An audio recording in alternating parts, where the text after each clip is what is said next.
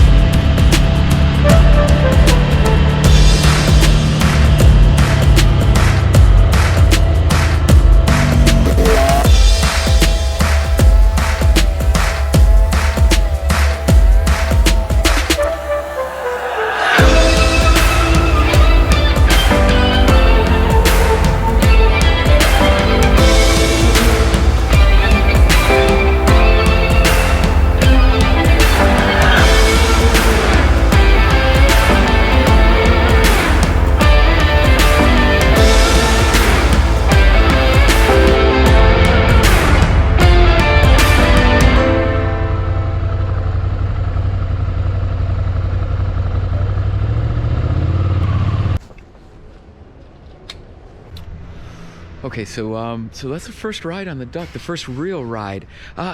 It was good. I think this bike is amazing. The fun factor is off the hooks.